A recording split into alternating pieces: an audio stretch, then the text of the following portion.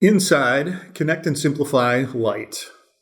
A couple of months back, we launched this podcast, and it's been an interesting and fun ride. We get to talk about our incredible team here at the benefit companies, our desire to be ahead of the curve, to offer our clients every tool we have to make their jobs easier.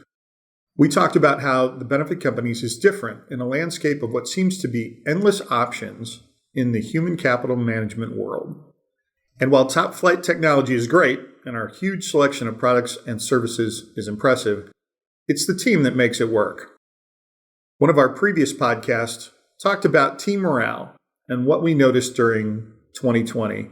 Here's a rebroadcast of one of our favorite and most listened to episodes, Cruel Summer. Enjoy and take care of your people. Thanks for listening. Be well.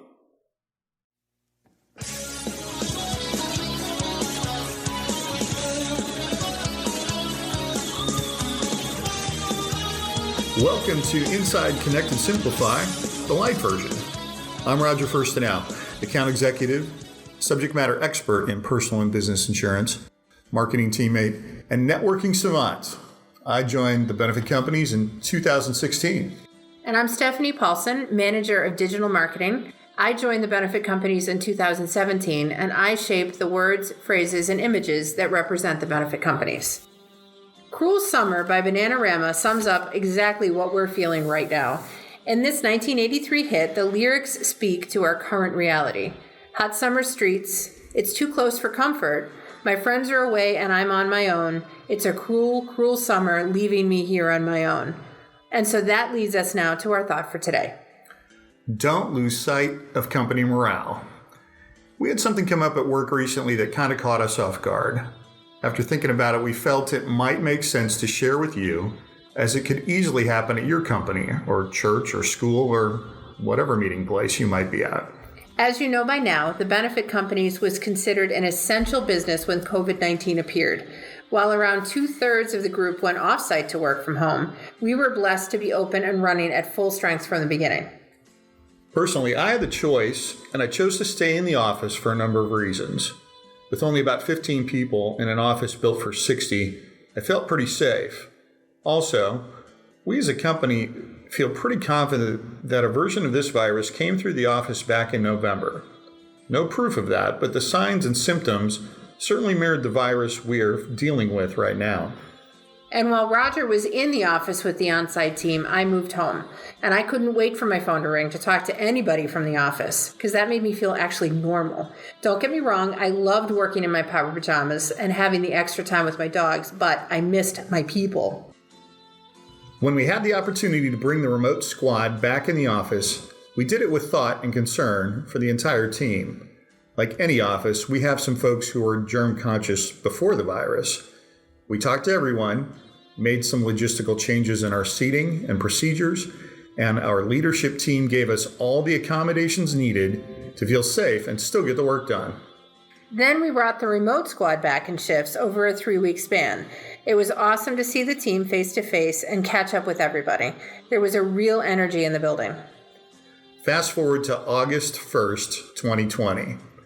That's when the state of Wisconsin issued a mandatory mask mandate whenever we are indoors. Now, before the mandate, we had a couple of teammates that wore masks regularly and voluntarily, while the majority of the team chose not to. On Monday, August 3rd, we all put on our masks as we entered the office, and our morale almost disappeared. The office was almost silent, except for calls and keystrokes. No chatting, no laughter, no stopping by someone's desk. Even the dogs were quiet. This went on for a couple of days before we started to pull ourselves out of the funk. It helped that our leadership team walked around and chatted with everyone about whatever. Just the chat was enough to get us moving again. And we tell you that to tell you this: don't lose sight of your company morale. When 2/3 of the team left the office in March, that was a negative for our morale. It was obvious that getting our remote squad back in June was such a boost and such a positive for our team morale. Then the mandatory mask mandate came, and it was a negative. 2 weeks into the mask mandate, and we are trending back into the positive. These ups and downs are not affecting service, but they could be affecting our teammates. Now more than ever, take the time to keep engaged with the people you work with. With so many aspects of life being impacted by COVID-19, work may be the only reliable part of their day. And if you notice somebody off their game, do something. If not us, then who? If not now, then when?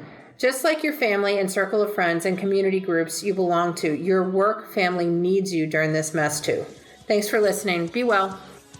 This podcast is brought to you by Connect and Simplify, the trademarked human capital management service of the benefit companies. To learn more, go to www.connectandsimplify.com.